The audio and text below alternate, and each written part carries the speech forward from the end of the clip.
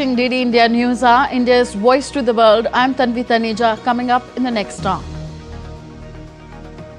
Russia-Ukraine failed to agree ceasefire in the second round of talks, but agreed to swap more prisoners of war. Trump says open to meeting both counterparts in a push for deal.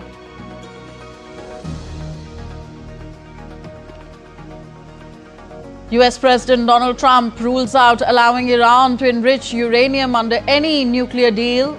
Iran demands guarantee of lifting sanctions in nuclear talks.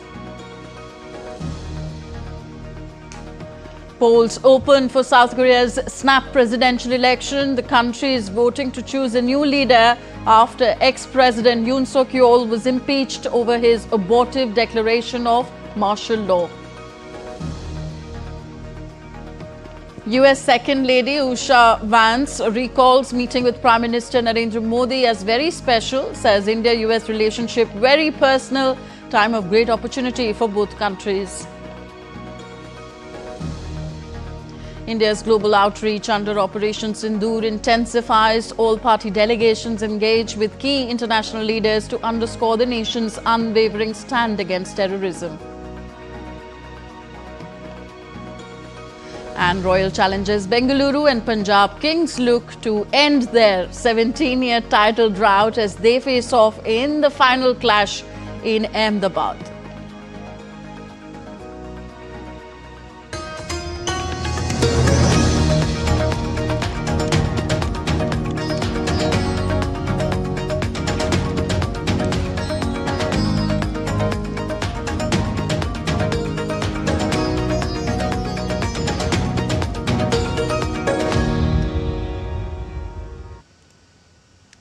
So the all-party delegation led by BJP MP Baijant Panda returned back to New Delhi after its four-country visit of Saudi Arabia, Kuwait, Bahrain and Algeria. The delegation led by Panda includes BJP MPs Nishikant Dubey, Phangnon Konyak and Rekha Sharma, AIMIM MP Asaduddin Owaisi, Satnam Singh Sandhu and Ghulam Nabi Azad and former Foreign Secretary Harshvardhan Shringla were part of the delegation. The delegation during their visit briefed the international partners on India's response to the April 22nd Pahalgam terror attack and Operation Sindoor, its broader fight against cross-border terrorism while engaging with leaders. Panda highlighted Pakistan's misuse of funds for terrorism and its military, noting that the other Islamic countries had taken a strong stand against any kind of fundamentalism in their country. DD India's Akshay Dongre joins us with more on the story. Akshay, this delegation led by BJP MP Baijant Panda visited West Asian countries in particular. How do you assess India's outreach made here against terrorism to these Islamic nations?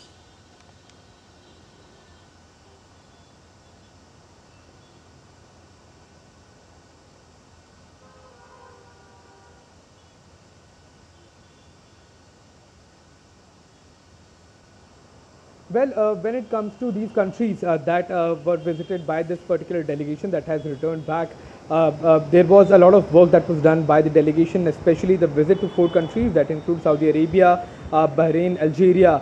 And the reason why this region is important, including Kuwait, is because these are the countries that have a lot of say when it comes to the OIC grouping. They are a country that hold a lot of voice when it comes to a lot of political discussions and political atmosphere in that particular region when we talk about the West Asian countries.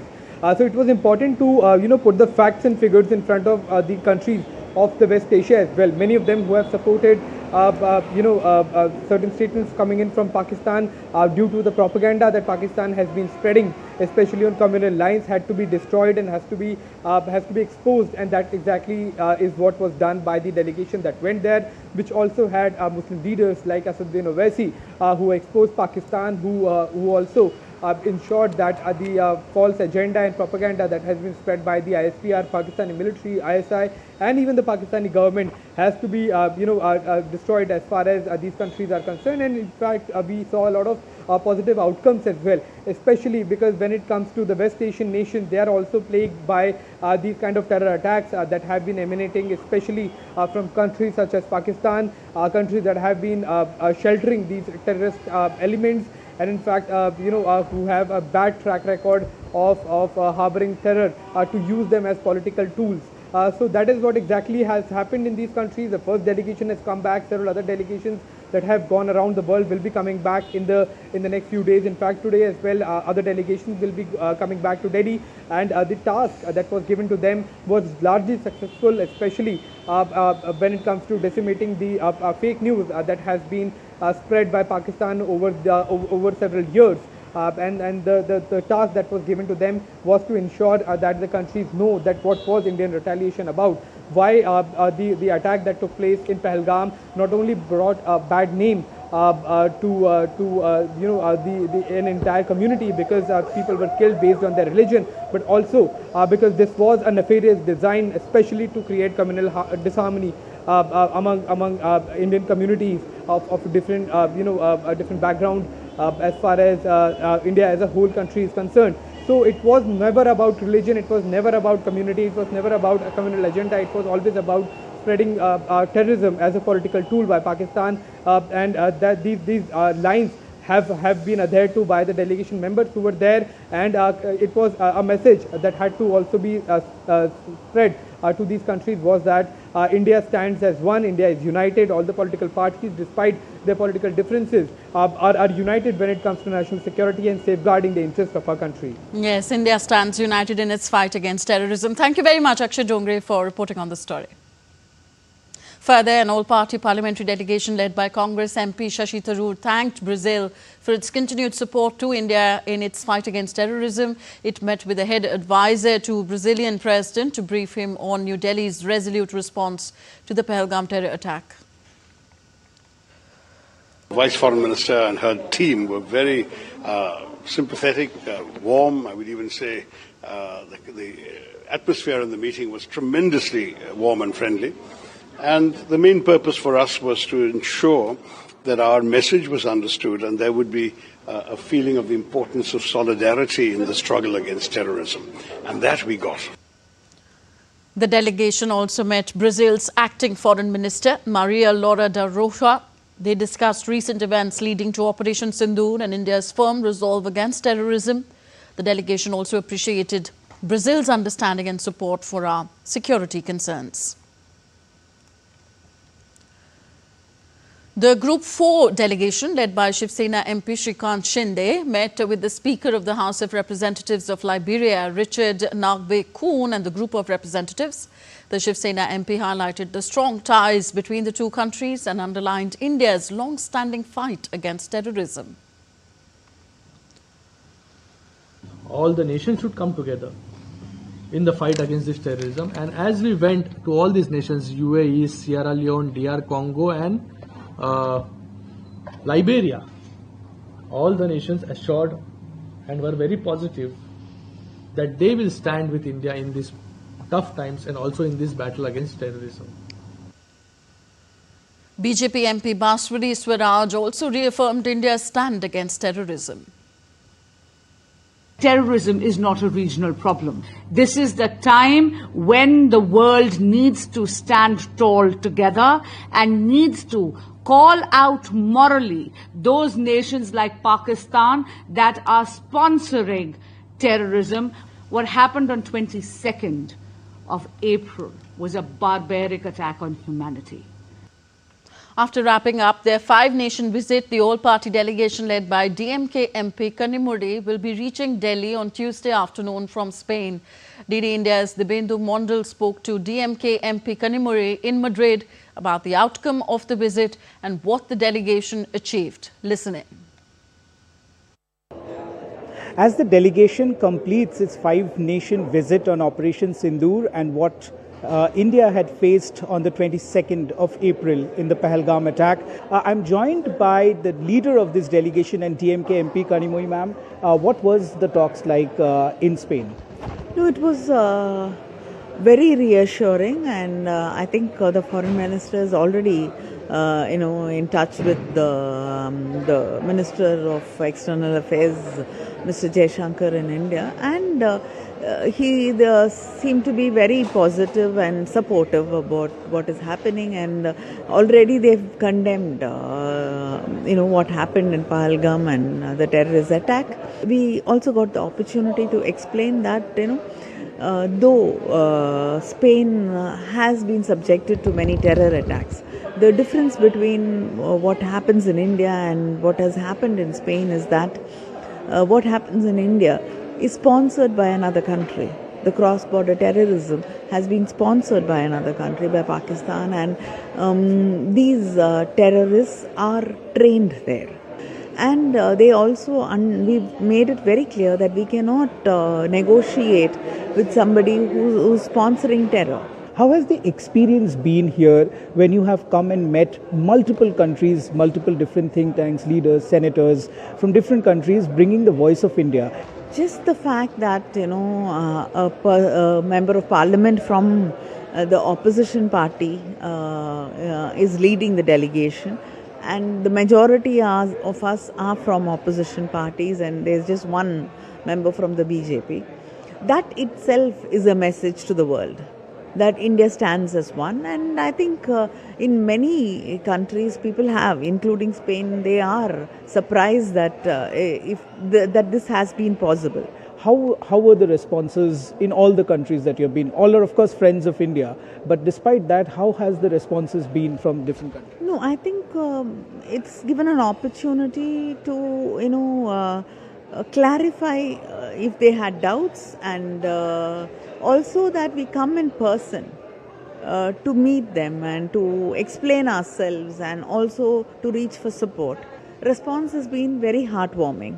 This delegation is taking a message for 1.4 billion people that the world stands united against terrorism, and they have been able to convince all the people that they have met, both in the government, intellectual and think tanks, that India stands united at this hour, irrespective of political opinions and differences.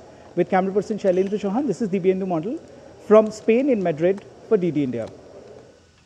Now, part of the Indian delegation visiting Spain, MP Ashok Kumar Mittal said that they clearly put forward the message that though India believes in peace, at the same time, the nation will not spare terrorists if provoked. The one message which has clearly gone to the entire world, that India is very strong. India believes in peace. India believes in Vasudev Kutumbakam, the entire world is one family. India believes in welfare of the entire world. But when it comes to terrorism, it will not spare anyone. It will not hesitate to take as much action as required. We will not take more than required. We will take as much action as required, and which will be responsible, precise and accurate.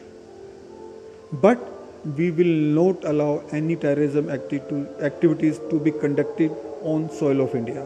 And we will teach all those perpetrators, conspirators, supporters a big lesson. Captain Brajesh Chauta, BJP leader and member of the all-party delegation, calls the five-nation tour a powerful step in India's united stand against terrorism. He highlighted the delegation's shared commitment across party lines and emphasized delivering PM Modi's strong message that terror against India will face decisive consequences. We've been very clear. We have taken Prime Minister's message, Bharat's message, the united resolve of 140 crore Indians that terror will face consequences. Terror on India's soil will not be tolerated henceforth. Any act of terror, like a Prime Minister very clearly stated, that will be henceforth treated as act of war. We've been able to meet a wide cross-section of people, from bureaucrats to public representatives, to think tanks, to Indian diaspora, to the media. So it's been an opportunity for us to explain our position, that India has been a victim of terror for over a few decades now. An all-party delegation led by Bharatiya Janata Party MP Ravi Shankar Prasad met India friendship groups of the Labour Party in the United Kingdom to present India's united stance against terrorism. The delegation reaffirmed India's steadfast commitment to tackling terrorism with determination and highlighted that terrorism continues to endanger global stability and called for stronger cooperation to eliminate this shared threat in pursuit of lasting peace, security and the collective good of humanity. Both sides underscored the importance of continued dialogue to foster mutual understanding and expressed a shared commitment to strengthening cooperation and engagement between the Labour Party and India. Group number 7 delegation of Indian parliamentarians led by Nationalist Congress Party SP leader Supriya Sule met Egyptian lawmakers and conveyed India's firm and principled position against terrorism. The Indian side highlighted concerns around cross-border terrorism, especially emanating from Pakistan. India, 5 weeks ago, India's soul was hurt. And as you are all aware, what happened in Pahalgam 5 weeks ago. It came as a shock to all of us, but today in Egypt we have come as proud Indians who are going to rally together to fight terrorism anywhere in the world. So we seek your support. ये केवल Egypt में नहीं, ये आप दुनिया भर के देशों में देखोगे, बहुत जगह आपको भारत की सॉफ्ट पावर की ताकत नजर आती है। बहुत सारे लोग जब आपकी भाषा को भी नहीं समझते, उसके बावजूद आपकी फैन फॉलोइंग उन देशों में कितनी ज्यादा है। India's Lok Sabha Speaker Om Birla met President of Portugal's Parliament José Pedro Aguiar Branco in Lisbon on Tuesday. Sharing about his meeting through social media platform X, Birla wrote, discussed deepening India-Portugal ties amid global challenges.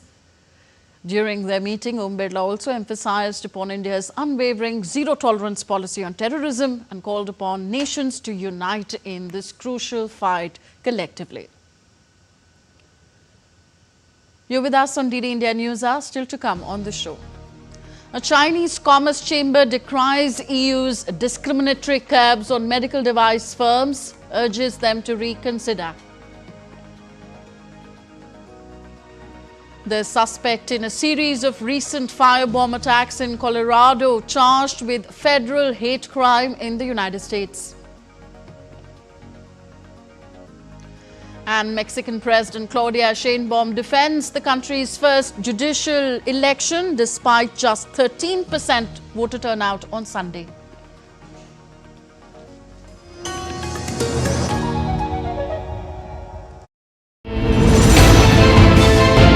Geopolitics and trade deals. Economic challenges amid development. Hard work and the path to prosperity. It's the economy always.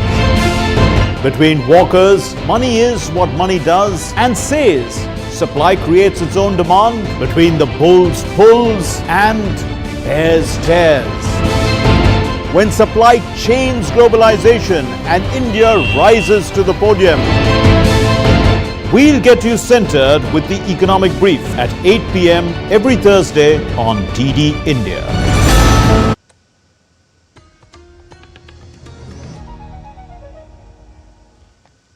Welcome back. You're watching DD India News Hour. I am Tanvi Taneja. On to the Russia-Ukraine conflict now. Delegations from Russia and Ukraine met barely for an hour in the Turkish city of Istanbul for only the second such round of negotiations since March 2022, but without any breakthrough on proposed ceasefire. Although the atmosphere was subdued and dialogue was brief, the talks did yield an agreement to conduct a new prisoner exchange. Ukraine said that Moscow had rejected its call for an unconditional ceasefire. It offered instead a partial truce of 2 to 3 days in some areas of the front line. The two sides also agreed to hand over the bodies of 6,000 killed soldiers. Russia will only agree a full ceasefire if Kiev gives up big new chunks of territory and accepts limits on the size of its army. Moscow has also demanded a ban on Kiev joining NATO, limiting Ukraine's military and ending Western military support for them. Ukraine has repeatedly rejected the Russian conditions as tantamount to surrender. The two countries last held direct talks on May 16th in Istanbul, their first face-to-face negotiations since March 2022. During that meeting, the two sides agreed to exchange 1,000 prisoners each, marking the largest prisoner swap since the start of the conflict. US President Donald Trump is open to meeting his Russian and Ukrainian counterparts in Turkey after the two sides failed again to make headway towards an elusive ceasefire. Turkish President Recep Tayyip Erdogan proposed that Russian President Vladimir Putin, Ukrainian President Volodymyr Zelensky and US President Donald Trump come together for a third round later this month in either Istanbul or Ankara. Ukraine again on Monday proposed holding more talks before the end of June, but believes only a meeting between Zelensky and Putin can resolve the many issues of contention. Putin has thus far refused such a meeting, but Zelensky has said that he is willing, underlining that key issues can only be resolved at the leaders' level. Gerek Sayın Vladimir Putin'i, gerekse Zelenski'yi aynı şekilde İstanbul veya Ankara'da bir araya getirmek, hatta Sayın Trump'ı da bunların yanına almak, eğer kabul buyururlarsa ben de kendileriyle bu buluşmada bir araya gelir ve böylece İstanbul'u adeta bir barış merkezi haline getirelim istiyorum. Bunun girişimlerini de şu son buluşmadan sonra adımını atacağız.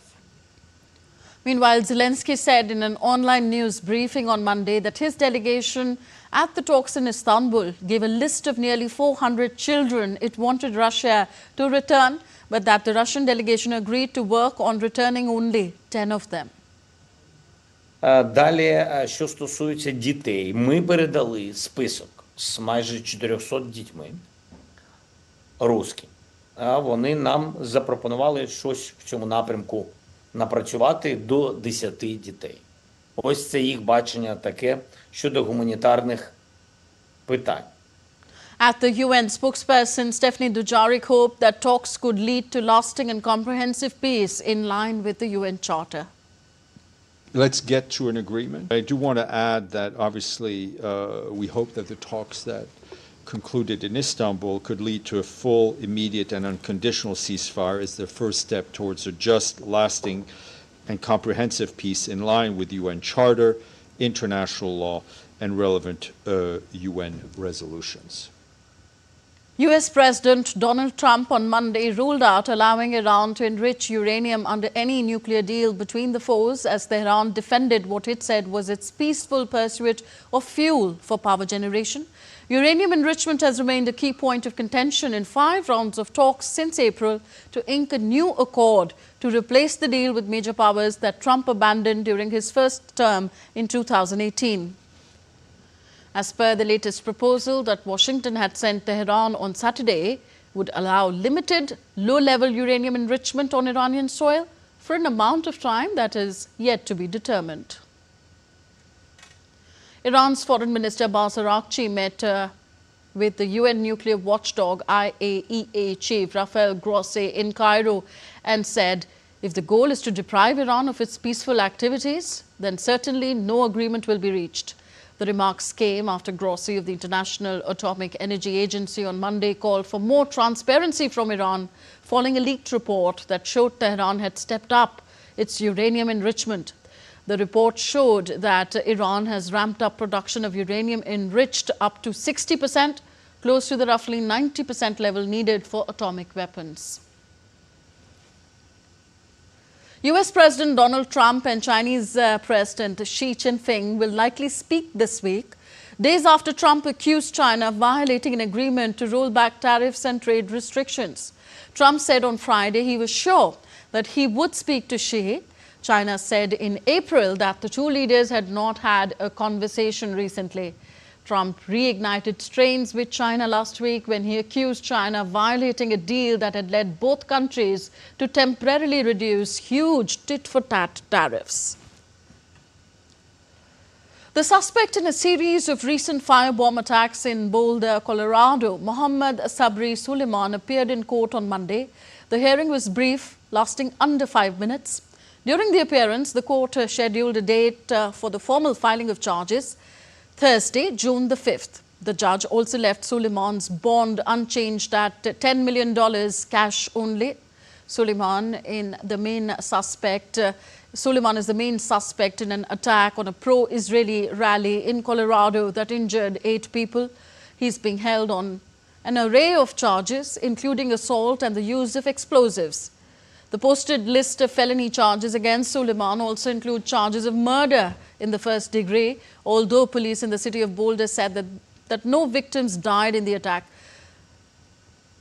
Prosecutors said that the suspect planned his attack for a year and used Molotov cocktails instead of a gun because his non-citizen status blocked him from buying firearms. A Chinese commerce chamber has voiced disappointment and concern after the European Union supported a proposal restricting Chinese medical suppliers access to public contracts, urging the bloc to reconsider its stance. The chamber called for a reassessment of the need and long-term consequences of the approved restrictive measures. It emphasized its commitment to ongoing dialogue with key EU stakeholders.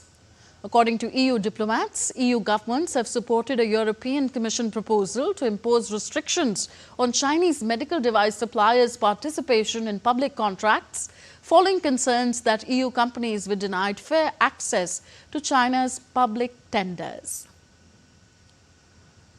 Polls have opened in South Korea for a new president to succeed conservative Yoon Suk-yeol. Millions are voting in a snap election triggered by former president's impeachment over his failed martial law bid.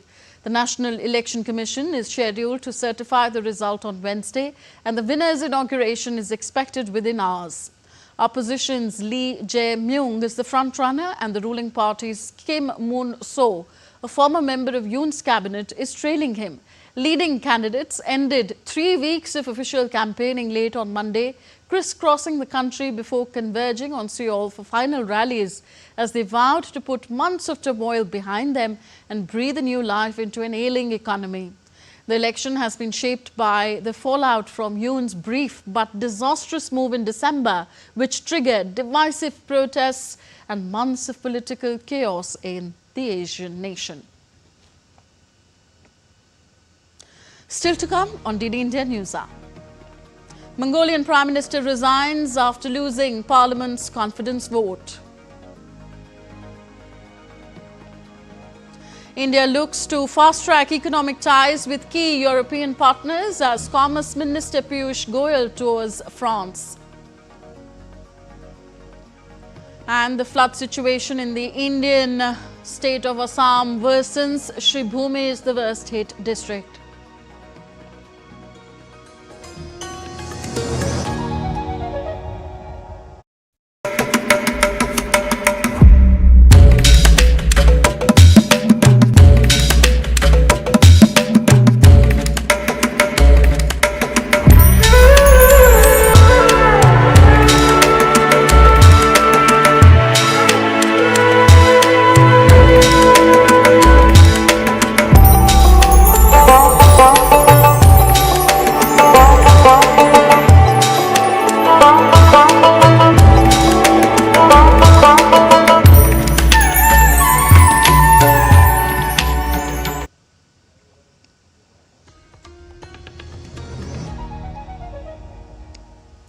Welcome back. You're watching DD India News Hour. I am Tanvi Taneja. A quick reminder of the headlines we are tracking at this hour. Russia-Ukraine failed to agree on a ceasefire in the second round of talks, but agreed to swap more prisoners of war. Trump says open to meeting both counterparts in a push for a peace deal.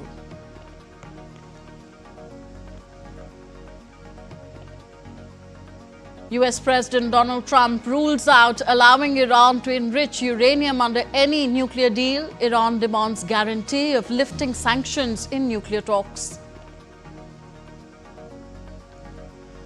Polls open for South Korea's snap presidential election. The country is voting to choose a new leader after former President Yoon Suk-yeol was impeached over his abortive declaration of martial law. US Second Lady Usha Vance recalls meeting with Prime Minister Modi. Very special, says India-US relationship, very personal. Time of great opportunity for both the countries.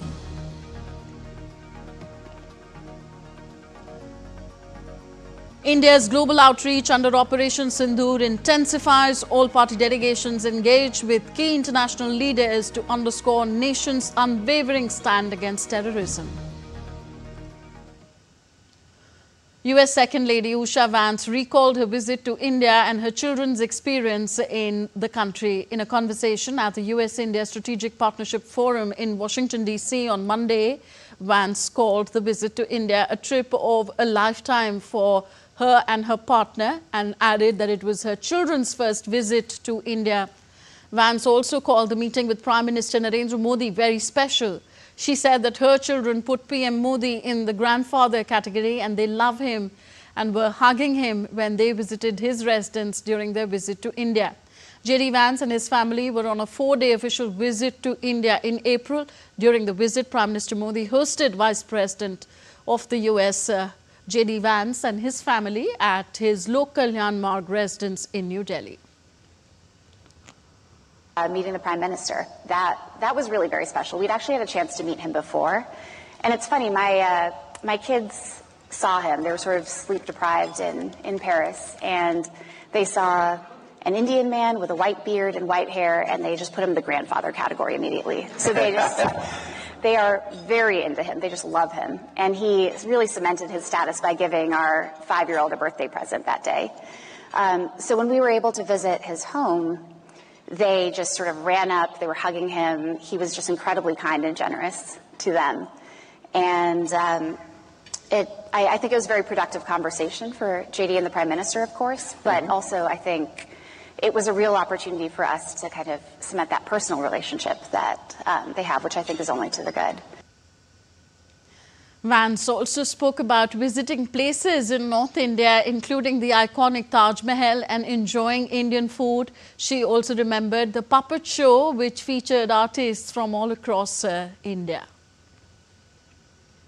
My children had never been to India, what with the pandemic and, JD's entry into politics and all of that. And so they'd grown up just knowing so much about this country, the stories, the food, the relationships with grandparents and friends, but they had never actually seen it.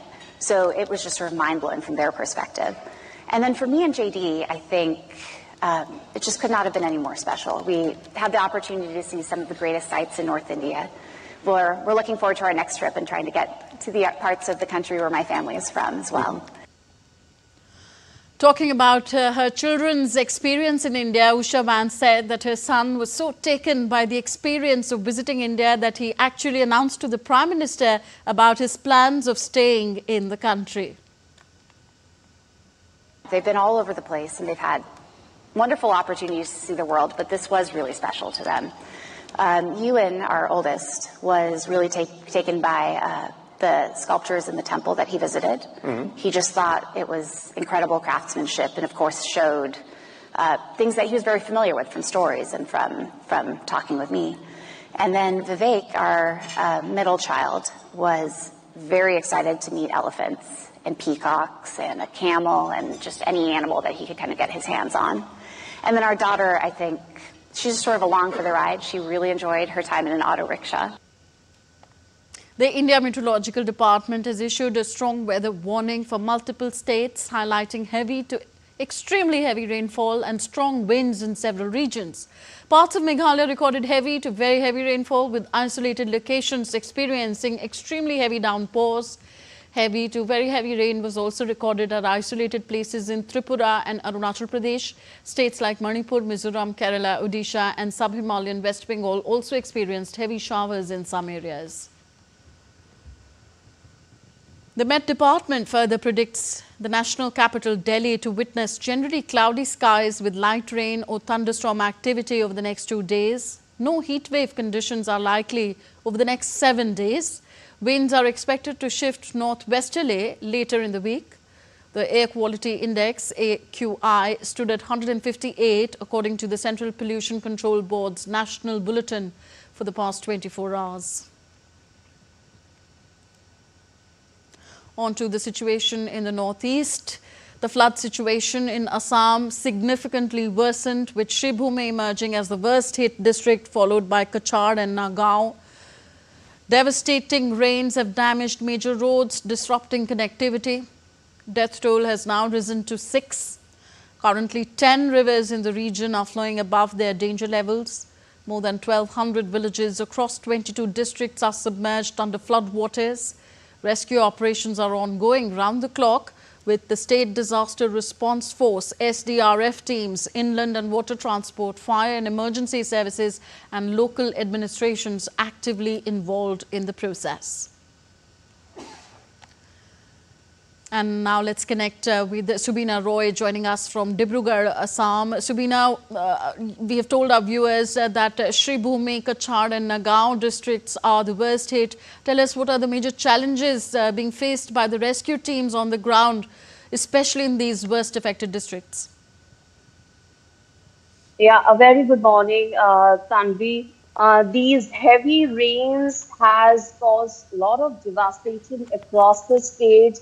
You talked about South Assam, which is particularly the Barak Valley comprising of Shribhume, Hailakandi, Dhima Hasao. So these are the hilly tracts. These areas have hilly tracts followed by a valley, which is a Silchar. And these area is the worst hit as the deep depression. When it came across these areas, it was the worst hit district. And this time Kachar has received over the record rainfall. So to talk about the people who are affected, it is in Shribhume, people are the most affected, followed by Nagaon and then Kachar. Also, if we talk about the water levels, Tanvi, the Kathakal River in Hailakandi is flowing above its highest flood level, which is above very much high beyond the danger level. And then the Brahmaputra at Niyamati Ghat, Tejpur, now 2 days before it was flowing at its highest level here in Dibrugarh, and now that water has reached Guwahati, creating the water to go at danger level there at the Brahmaputra in Guwahati. So then Buri Dihing in Kwang is flowing above danger level. Then the Kopili at Kampur and Dharamtuli is flowing above danger level. Then the Dhansiri River at Numoligiri Point is flowing above danger level. Then talking about the Barak, which is the severely affected region, Barak River at Chota Bekra, Fulertal, AP Ghat, BP Ghat. So at numerous places, the Barak River, Tanvi, is inundated and it has caused bank enrichments, due to which there is flooding and flash floods have occurred in the city areas. Then the other rivers are Rukni at Dholai and the Dhaleshwari at Dharmura and Kushiara in Shribhume district. Today, the CM is also expected to visit Kachar district, Shribhume areas. We will be assessing the areas and talking about a lot of roads have been destructed by the heavy rains that has happened over these few days. Like to name a few, in Shribhume, there is breach at the Singla River. Then Nagaon has a breach in the Madhapara to Ramanipathar Road, some embankment which has been breached at Kampur. So, and the NH37 at Kachar is severely affected, which is the Tarapur to Narayanpur Road, then Palorbond Lakhipur Road, then Paliapur Road. These are the roads, then the Silchar Hailakandi Road. So numerous roads, the connectivity, because to go in these areas, we just have the roads that crosses through the hills and the railway tracks. Even the railway tracks inundated. So multiple number of trains have also been cancelled, stopping the supply of emergency supplies, food supplies to this region. So these are the areas which are of quite concern right now at this point of time in Assam, Tanvi. Okay, very quickly, Subina, given the IMD's ongoing weather alerts, you've talked about administration doing its bit, but are residents also preparing for the possibility of further heavy rainfall and flooding in the coming days? Of course, Tanvi, the residents, the NDRF, SDRF team, the district authorities are evacuating people in case of there is any flood inundation. And the citizens have already been asked, like few days before, the CM had tweeted people to keep indoors, and they have been issued advisories to keep their documents intact in plastic bags, so that in case of any flood inundation, they can come out of their homes, be evacuated, taken to safer places. The rescue camps and rescue relief distribution centers especially are given at schools, primary schools or local primary healthcare centers where they are being given shelters, and they are given their emergency supplies, food supplies. Right now, I'm here in Tinsukia district, where there are river islands like Laikha, Dodia. So the area gets inundated during the flood time. So the district administration provides food, cooked food in flood times, and apart from that, they are provided baby food items, then tarpaulin, in case the roof leaks. Because due to continuous rainfall, these are the issues which citizens face. So tarpaulins are given, torches are given, candles are given, then dry food items are given, and of course medical team is always alert. You can see medical ambulances going here, doing rounds around different places to provide emergency healthcare services. And there have been incidents where 2 people are missing. One is missing from Dibrugarh, and the NDRF, SDRF teams are carrying out 24/7 rescue operations in search of those missing people, Tanvi. Okay, thank you very much, Subina, for keeping us up to speed on the developments in Assam. As you tell us, Chief Minister Himanta Biswa Sarma is likely to visit the affected areas today. Thank you very much, Subina. And Prime Minister Narendra Modi has also a short while ago called Himanta Biswa Sarma, the Chief Minister of Assam, to inquire about the current flood situation in the state. The Prime Minister has been apprised on how continuous rainfall in Assam and adjoining states has led to flooding and impacted many lives. And he was also apprised of the relief operation undertaken by the state government. Clearly, Prime Minister Narendra Modi concerned here, and he has assured full support from the central government for the relief and rehabilitation efforts for the people of Assam. Himanta Biswa Sarma here writing on the X handle that he appreciates the guidance and unwavering support of Prime Minister Modi to the people of Assam. So situation clearly worsening in Assam, and major rivers flowing above the danger level. Moving on now, Union Commerce and Industry Minister Piyush Goyal is on a 3-day official visit to France as part of a 5-day tour of France and Italy. Held a productive meeting with Eric Lombard, French Minister of Economy, Finance and Industrial and Digital Sovereignty. The leaders exchanged views on deepening economic partnership, enhancing trade and investments with a special focus on technology and innovation across key sectors. Also discussed the progress of the India-EU FTA Free Trade Agreement negotiations. Further, this visit is aimed at further strengthening India's strategic and economic partnerships with key European nations. The minister had a meeting with Nigeria's Minister for Trade, Industry and Investment, Dr. Jumoke Uduvole, in Paris. Both the leaders explored avenues to boost bilateral trade and strengthen economic cooperation between India and Nigeria, and also discussed World Trade Organization reforms. Minister of Ports, Shipping and Waterways Sarbanand Sonowal attended the inauguration of the 60th edition of North Shipping event in Norway's capital Oslo on Tuesday. Sharing the news through social media site X, formerly Twitter, he wrote that it's an honor to represent the Indian delegation among global maritime leaders. Minister Sarbanand Sonowal is on a 5-day visit to Norway and Denmark to strengthen maritime ties with the two countries. Now, significant flooding affected Nigeria last week, with more than 150 deaths reported so far. Heavy rain struck the north of the country on Wednesday night and continued into Thursday, leading to flooding along the Niger River, displacing thousands and destroying hundreds of homes. The district head said that it was the region's worst flood in 60 years. Heavy rain is not unusual at this time of the year in Nigeria. The country has a tropical climate and is influenced by West African monsoon, with the wet season running from April until October.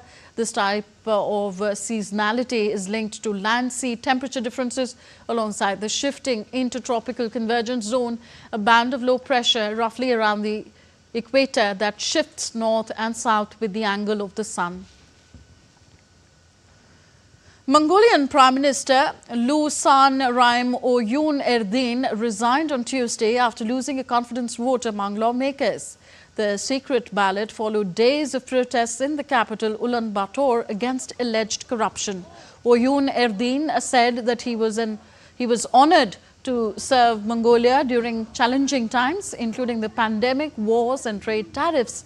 Following the announcement of vote result in Parliament, he will remain as caretaker Prime Minister until his successor is appointed within 30 days.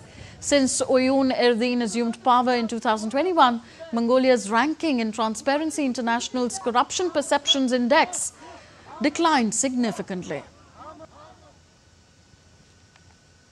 Mexican President Claudia Sheinbaum defended the country's first judicial election on Monday, despite reports of only a 13% voter turnout in Sunday's election. The event was met with criticism from opposition groups who expressed concerns that it would undermine the balance of powers. Sheinbaum estimated that around 13 million of the approximately 100 million eligible voters casted ballots to elect around 2,600 judges and magistrates, including all 9 Supreme Court justices. Counting is set to conclude on June 15th. Sheinbaum has called this process still a complete success, citing a free vote and frugal campaign at a morning press conference. Voting in Mexico is not mandatory, and there is no minimum turnout required to legitimize an election. Bien y de buenas. Bueno, pues esta es la información. Cerca de 13 millones de mexicanos y mexicanas participaron el día de ayer en la elección al Poder Judicial. Más del doble de la participación en la votación del juicio a expresidentes. En mi caso pensé, si vota el mismo número de personas que votaron para el primer ejercicio de consulta, que fue el de los expresidentes, pues es un muy buen resultado. Y resulta que votó el doble, 13 millones de personas que salieron a votar por el Poder Judicial. Still with Mexico, a fire broke out at a drug rehabilitation center in central part of the country, claiming 12 lives and injuring 4 others. The incident occurred at an annex of the Volver Center in San Jose Turbide, Guanajuato. Emergency services responded promptly after receiving a distress call. Authorities have not yet identified the victims but confirmed that all were patients at the center. The Guanajuato Attorney General's office has initiated an investigation into the cause of the fire.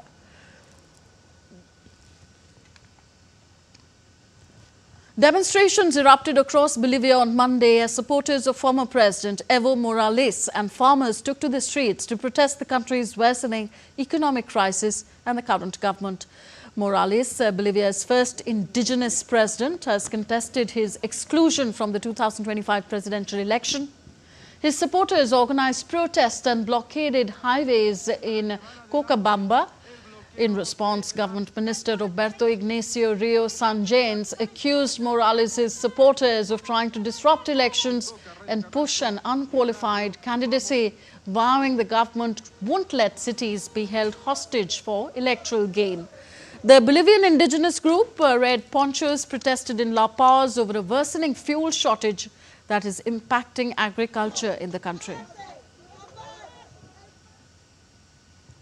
Garahan Hospital residents and supporters held a candlelight demonstration at the Obelisk Monument in Buenos Aires to demand a salary adjustment on Monday. The residents were accompanied by colleagues and pediatric patients and their relatives during the protest vigil. Health professionals in Argentina have been in a standoff with the government for 2 weeks, demanding better pay due to long hours and low wages. Over the weekend, Health Minister Mario Luganis announced a salary increase for medical residents from 800,000 pesos to 1,300,000 pesos starting July 1st. However, medical professionals voiced continued dissatisfaction with these proposals. A Berlin court ruled on Monday that Germany acted unlawfully by rejecting asylum seekers at the border, referencing a case where border police turned away 3 Somali individuals attempting to enter the country from Poland. A court statement revealed that the 2 men and a woman were sent back to Poland from a train station in Frankfurt on an order Eastern Germany as they were attempting to enter from Poland, which is deemed a safe third country. The ruling could challenge the tougher migration stance by Chancellor Friedrich Merz's conservative-led coalition. The court deemed the rejection of the applicants unlawful, stating that Germany should have processed their asylum claims under EU's Dublin rules, which determine the responsible country for handling such applications. It is the first such case since Chancellor Merz was elected.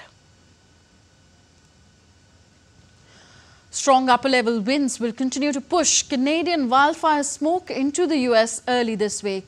Smoke aloft may be seen as far south as the Gulf Coast states on Tuesday before the weather pattern changes. Parts of Minnesota and North Dakota air quality reached unhealthy levels on Monday, according to U.S. Environmental Protection Agency. In 2023, Canadian wildfires blanketed much of the United States East Coast in smoke, forcing millions of Americans to stay indoors. Alberta has 49 active fires and there are 24 active fires in Manitoba and 16 in Saskatchewan.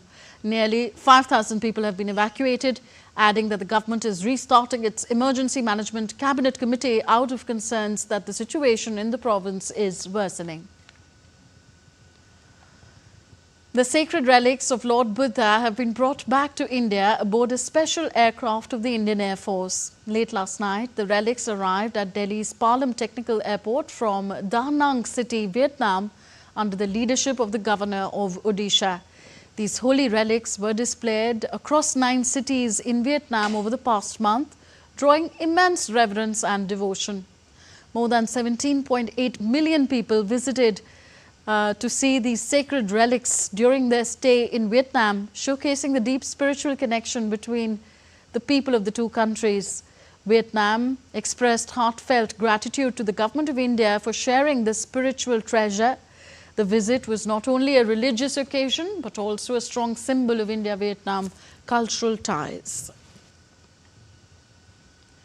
And on to some sporting action now, updates from the IPL. One last match awaits to crown a new IPL champion as Ahmedabad is set to host the grand tussle between Royal Challengers Bengaluru and Punjab Kings on Tuesday. Both teams lock horns for one final time in IPL 2025 with an aim to end their 17-year-long title drought and lift the trophy. More in our next report.